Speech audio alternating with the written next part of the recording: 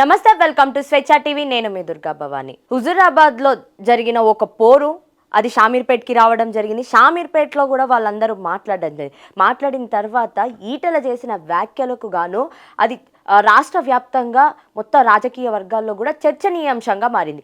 అలాంటి మాటలకు గాను కొంతమంది బీజేపీలో దీనికి కౌంటర్ ఇద్దామన్నా కూడా ఇవ్వలేకపోయారు, జంకుతున్నారు. మరి ఎందుకు జంకుతున్నారు, అసలు హైకమాండ్ ఏం చేస్తుంది, హైకమాండ్ దీని మధ్యలో జోక్యం చేసుకుందా లేదా అనే విషయాలు తెలుసుకునే ప్రయత్నం అయితే చేద్దాము. ఈటెల వ్యాఖ్యలపై మాట్లాడేందుకు జంకుతున్న నేతలు, బీజేపీ హైకమాండ్ ఏం చెప్పిందంటే చూద్దాం అసలు ఏం చెప్పింది, అసలు ఏంటిది అనేది. అయితే బీజేపీ ఎంపీ ఈటెల రాజేందర్ హుజూరాబాద్ కార్యకర్తల సమావేశంలో చేసిన వ్యాఖ్యలు పార్టీలో దుమారం రేపాయి. తమపై కక్ష సాధింపులకు పాల్పడితే సహించేది లేదు, ధీటుగా జవాబిస్తాము అంటూ ఆయన హెచ్చరించారు. ఈ వ్యాఖ్యలు పార్టీలో తీవ్ర చర్చకు దారితీశాయి. ఎక్కడ చూసినా దీనిపైనే డిస్కషన్ జరుగుతుంది. ఈ ఇష్యూలో చివరకు హైకమాండ్ జోక్యం చేసుకునే పరిస్థితి ఏర్పడింది. సో ఏంటి, ఈటెల రాజేందర్ హుజూరాబాద్ కార్యకర్తలతోటి సమావేశం అవ్వాల్సి వచ్చింది. అందరూ కూడా హుజూరాబాద్ నుంచి అయితే రావడం జరిగింది. ఎందుకు వచ్చారు ఏంటి అనే విషయానికి వచ్చేస్తే మాత్రం వాళ్ళెవ్వరు కూడా అక్కడ హుజూరాబాద్లో ఈటెల వర్గానికి సంబంధించిన ఏ ఒక్కరికి కూడా సరిగ్గా ఒక పోస్ట్ ఇవ్వట్లేదు, సరిగ్గా మాకు ప్రాధాన్యత ఇవ్వట్లేదు అని చెప్పి వాళ్ళందరూ అక్కడి నుంచి ఇక్కడికి రావడము, ఈటెల గారితో సమావేశమై ఈటెలకి వాళ్ళ బాధలు చెప్పుకోవడం జరిగింది. అనంతరం ఈటెల మాట్లాడుతూ చేసిన వ్యాఖ్యలు హాట్ టాపిక్గా మారాయి. మరి దానికి సంబంధించినంతకు గాను ఈటెల చేసిన వ్యాఖ్యలకు అసలు ఎవ్వరు కూడా మాట్లాడాలా వద్దా బీజేపీ నేతలు అనేది ఒక సైడ్ ఉంటే, ఇంకొక సైడ్ ఈ ఈ కాస్త చిలికి గాలివాలైనట్టు ఈ చిన్నగా ఒక నియోజకవర్గానికి సంబంధించింది కూడా ఇప్పుడు ఢిల్లీకి వెళ్ళింది. మరి ఢిల్లీలో ఏం జరిగింది అనే విషయం అయితే తెలుసుకునే ప్రయత్నం అయితే చేద్దాము. ఈటెల కామెంట్స్ పై కౌంటర్ ఇచ్చేందుకు కొందరు కమలనాథులు సిద్ధం కాగా ఎవ్వరూ కౌంటర్ ఇవ్వొద్దు, తొందరపాటు చర్యగా ఆయనను విమర్శిస్తే క్రమశిక్షణ కింద పరిగణించి చర్యలు తీసుకుంటాం అంటూ హెచ్చరికలు జారీ చేసింది. సో హైకమాండ్ ఏం చేసింది, హైకమాండ్ వరకు వెళ్ళింది కాబట్టి ఈ పరిస్థితి సిచ్యువేషన్స్ అంతా హైకమాండ్కి వెళ్ళింది. హైకమాండ్కి వెళ్ళిన తర్వాత బీజేపీలో కొంతమంది నాయకులు, కొంతమంది లీడర్లు ఎవరైనా ప్రెస్ మీట్ పెట్టి ఈటెల వ్యాఖ్యల గురించి మాట్లాడితే మాత్రం వాళ్ళ మీద యాక్షన్ తీసుకోవాల్సి వస్తుంది, క్రమశిక్షణ కమిటీ కింద వాళ్ళనైతే యాక్షన్ తీసుకోవాల్సి వస్తుంది వాళ్ళ మీద అని చెప్పి హైకమాండ్ నుంచి అయితే స్పష్టంగా హెచ్చరించారనమాట. సో హెచ్చరించినందుకు గాను ఎవరు కూడా ఇక ముందుకు ధైర్యం చేయట్లేదు మాట్లాడేందుకు కూడా. దీంతో చాలామంది నాయకులు ఈ విషయంలో తలదూర్చేందుకు జంకుతున్నారు.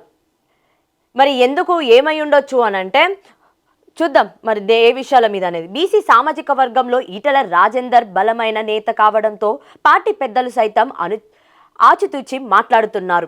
ఆయనను దూరం చేసుకుంటే బీసీ వర్గాలు పార్టీని విస్మరిస్తారని భావిస్తున్నారు. ఇప్పటికే రాజేందర్ సొంత పార్టీ పెడతారని ప్రచారం జోరందుకుంది. అదే జరిగితే పార్టీలో ఉన్న బీసీలే పెద్ద సంఖ్యలో ఆయన వైపు అడుగులు వేయవచ్చని అంచనా వేస్తున్నారు. సో బీసీ వర్గాలు ఎక్కడ అంటే బీజేపీ నినాదమే బీసీ బిడ్డని ముఖ్యమంత్రిని చేస్తా తెలంగాణలో అని చెప్పి బీజేపీ ముందడుగేస్తుంది. అది ఎప్పటి నుంచో వాళ్ళు పెట్టుకున్న ట్యాగ్ లైన్. మరి అలాంటి ట్యాగ్ లైన్కి ఇప్పటికే చాలా వరకు బీసీ వాళ్ళకి ఎలా అనిపిస్తుంది అనంటే బీసీ బిడ్డని బీజేపీ అధ్యక్షుని కూడా చెయ్యలేదని చెప్పి కూడా కొంచెం అసహనం అయితే వ్యక్తం చేసిన పరిస్థితులు కనిపిస్తున్నాయి. మరి అలాంటిది ఇప్పుడు కనుక నిజంగానే ఒకవేళ ఈటెల మీద ఎలాంటి చర్యలు తీసుకున్నా, ఒకవేళ అలాంటి ఒక చర్యలు తీసుకోవాల్సి వస్తే బీజేపీ ఎక్కడ నెగిటివ్ అవుతుంది అనే ఒక భావనతోటి ఉన్నట్లయితే చర్చలు అయితే జరుగుతున్నాయి.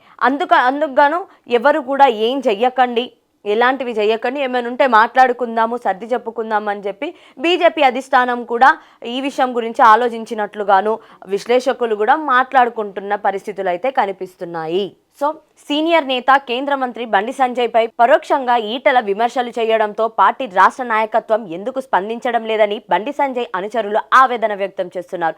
ఆయన అధ్యక్ష పదవి చేపట్టిన సమయంలోనే పార్టీకి మైలేజ్ వచ్చిందని, జీహెచ్ఎంసీ ఎన్నికల్లో మెజారిటీ స్థానాలు గెలిచామని నేతలు చెప్తున్నారు. అలాంటి వ్యక్తిపై ఆరోపణలు చేస్తే ఎందుకు కౌంటర్ ఇవ్వడం లేదని వాగ్బోతున్నారు. మరి ఇదే విషయానికి వచ్చేస్తే ఏంటిది, ఈటెల విమర్శలు చేసింది ఎవరి మీద అనంటే తప్పుగా ప్రచారం చేస్తూ సోషల్ మీడియాలో పోస్టులు పెట్టి ఇది కుట్రదారులు, షామీర్పేట్ కుట్రదారులు అని చెప్పి ఎవరైతే అంటున్నారో వాళ్ళని కదా విమర్శించింది. ఎక్కడ బండి సంజయ్ అని చెప్పి ఆయన పేరెత్తారు, ఎక్కడ ఎత్తలేదే. మరి ఇదెందుకు ఎవరికి థాట్ రాలేదు? ఎంతసేపటికి ఆయన డైరెక్ట్గా ఏమన్నా అన్నారా? లేదు.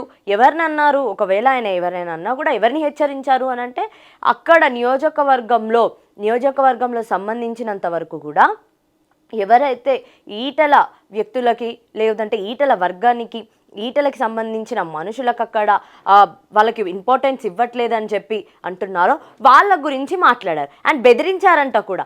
మీరు ఎవరైతే షామీర్పేట పోతున్నారో వాళ్ళందరి ఫోటోలు, వాళ్ళందరి ఇన్ఫర్మేషన్ మా దగ్గర ఉంటుంది, మేము మీ సంగతి చూస్తాము అని కూడా వాళ్ళు బెదిరించారు. మరి ఇక్కడ ఎక్కడ కుట్ర జరుగుతుంది? ఎవరు కుట్ర చేస్తున్నారు? ఇక్కడ మనం క్లియర్గా అర్థం చేసుకోవచ్చు. మరి ఎవరు కుట్ర చేస్తున్నారు, ఎవరేం చేస్తున్నారు అనేది స్పష్టంగా ఇక్కడ అర్థం చేసుకోవాలి మనం. కుట్రలు ఎవరు చేస్తున్నారు, కుట్రదారులు ఎవరు, ఇందులో మోసపోయేది ఎవరు అనేది.